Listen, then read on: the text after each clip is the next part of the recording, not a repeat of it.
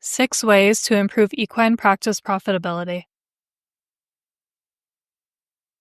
Veterinary practices can quickly stray from the path to profitability if they have excessive expenses or problems producing or collecting revenue. Just consider the profit equation. Revenue minus expenses equals profit. Not enough revenue, or too many expenses, or both, can erode profit.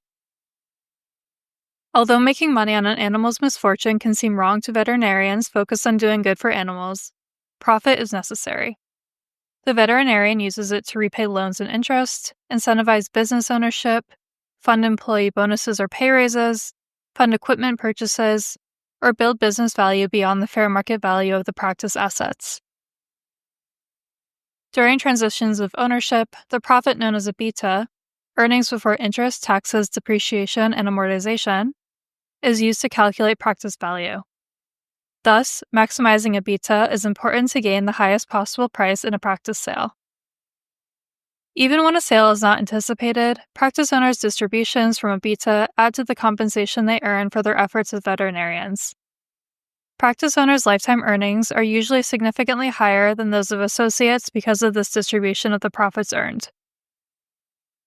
Profit is highly dependent on the owner's decisions about pricing, inventory management, discounting, and expense management. Many veterinary business owners look proudly at the amount of gross revenue their practices produce, but they neglect to look regularly at their profitability. Similar practices in the same region can have different valuations because they have different profitability. Here are your options for increasing profitability. 1. Make more money.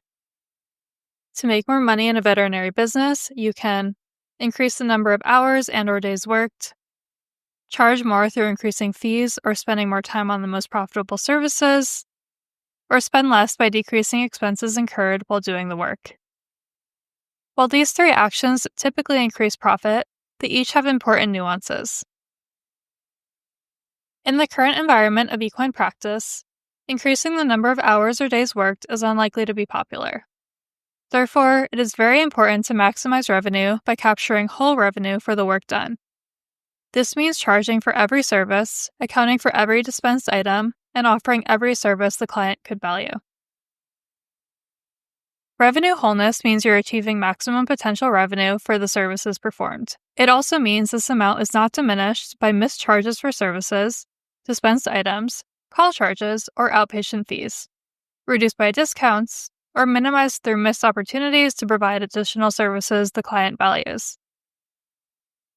When you reduce revenue through failure to achieve wholeness, profit bleeds away.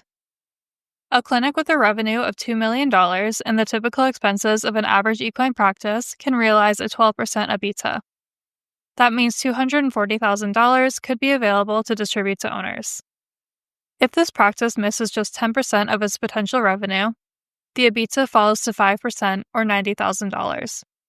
If it loses 20% of revenue, no EBITDA exists, and the practice is operating at a loss.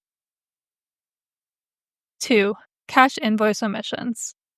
Sedation administered, especially second doses, and dispensed supplies and/or medications are large sources of missed charges in most practices. Careful invoice review can catch many of these omissions.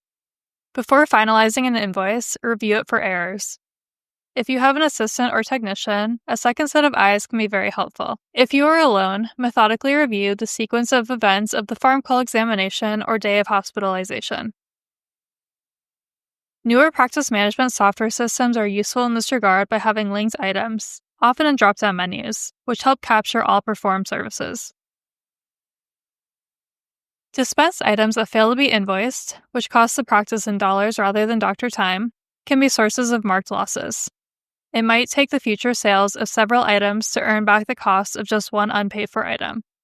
This is especially true for medications that cannot be marked up robustly. 3. Only offer plan discounting. Another very common source of revenue loss is discounting. Practice owners are often the worst offenders, but all veterinarians sometimes want to discount their fees. When a client complains about your bill, you might feel some obligation to lower it. If you have a case with a bad outcome, despite your best efforts, you might feel you should lower the amount owed. Many veterinarians who like a certain patient and know the client cannot afford the treatment will give a discount on the bill. Practice owners are sometimes prompted to agree to a discount on a bill when a client who's owed money for a long time offers to pay some portion of it if the remainder is forgiven. Of particular harm are situations where trainers offer to use a particular practice exclusively in return for steep discounts on their personal horses, which might be numerous. It doesn't take long for these discounts to strongly erode profit. While you should minimize discounting, planned intentional discounts to drive behavior can be positive.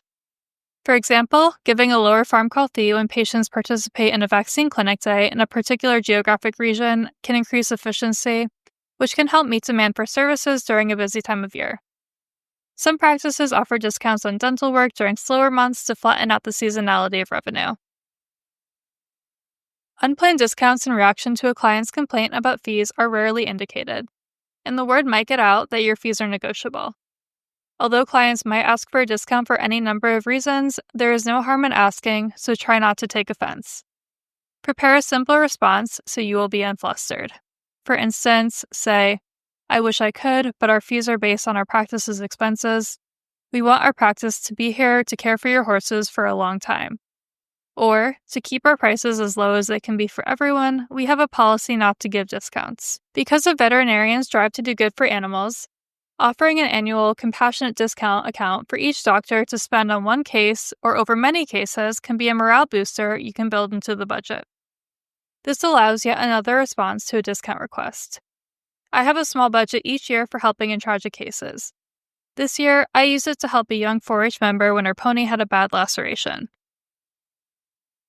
Taking control of the desire to discount can often follow recognition of the trade-offs involved. Decreased value of the practice, or decreased profit to distribute to owners or to give as pay raises.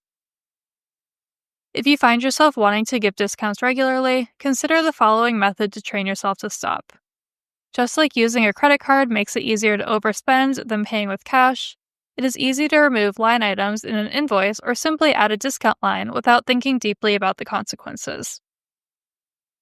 To stop your propensity for giving discounts, go to the bank and withdraw $1,000 in $50 or $100 bills from your personal account.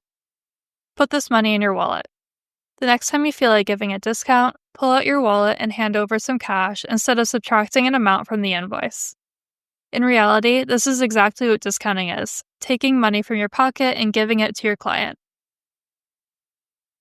4. Perform invoice auditing. Invoice auditing is a useful way to ascertain what percentage of loss your practice might be experiencing. First, choose a group of invoices of a particular type, such as emergencies, ambulatory calls, or hospital cases. Then, review 15 to 30 medical records and their associated invoices to determine the services or products received but not invoiced, the services or products discounted, the total missed and discounted charges, and the total as a percentage of the amount of the invoice. Calculate the average percentage of missing revenue to predict how much your practice is losing through failure to capture revenue or by discounting. By sharing the findings with your practice team members, you can raise awareness and increase revenue wholeness. For associates who are paid as a percentage of their total revenue production, preventing these losses will increase their compensation while increasing the practice's profit. Owners that push back against an end to discounting or fail to create invoices in a timely fashion might change their perspective when the facts are evident. 5. Review medical records. Medical records review can be a good team exercise that might increase revenue through a shared understanding of how other team doctors approach certain cases. One example would be a veterinarian who offers foot radiographs to each worried horse owner whose animal clinically appears to have a foot abscess, but drainage was not obtained to rule out a coffin bone fracture or osteomyelitis. Other doctors might decide to take a similar approach in the future. Another practitioner might offer a quantitative fecal for every colicky horse to rule out parasitism. These revenue boosters have a clear clinical basis and might be selected by some engaged horse owners, increasing both the level of medical care for the patient and client satisfaction. 6. Increase revenue and decrease expenses. Another way to positively influence profitability is through small changes to revenue by increasing fees, the number of hours worked, and/or the amount of time spent delivering more profitable services. These types of changes can have a noticeable impact on profitability. A 1% increase in revenue can change bottom-line results by much more than 1%. Nothing increases EBITDA like the effect of increasing fees. In fact, a 5% increase in fees can create a 50% increase in EBITDA. Consider a practice producing $2 million in revenue that increases fees by 5%. All other things remain equal, and the revenue will increase to $2.1 million.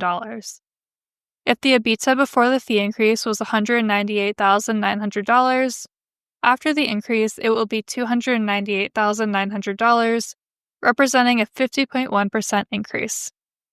If you increase fees and the amount of time spent delivering more profitable services, your practice's EBITDA could increase even more sharply. Decreases in expenses can also have big results for your practice. For instance, if your practice's administrative expenses total $100,000 and you manage to reduce them by $5,000 or 5%, that $5,000 will be added to your EBITDA. Imagine evaluating all categories of spending and being more cautious in your spending. The impact on profit could be considerable. However, after finding the low-hanging fruit of expenses you can trim easily, the expense side is a difficult place to find savings. To have the biggest impact on profit, do both: maximize revenue and reduce expenses. This is the key to the best profitability. While increased profitability often doesn't require big changes, it is important to remember even small negative changes in your revenue or expenses can powerfully affect your business. Decreased revenue or increased expenses can hit profitability hard. For additional reading on this topic, see the 1% Difference by Murray Lyons and Kelly Lyons. Take-home message. In summary, not achieving revenue wholeness can have drastic effects on your practice's profitability. Ways to capture all the revenue for your services include awareness, invoice review, invoice auditing, medical records review, and minimizing discounts. Failure to capture all the revenue from the work you do has market effects on the profit your practice earns, which can affect practice value, ability to fund equipment purchases, ability to give raises, and even the viability of the business. You can also boost profitability by regular small increases in fees, accompanied by careful monitoring of expenses. Combine these with controlled practice growth of the scope that maintains both team and client satisfaction, and your practice will prosper.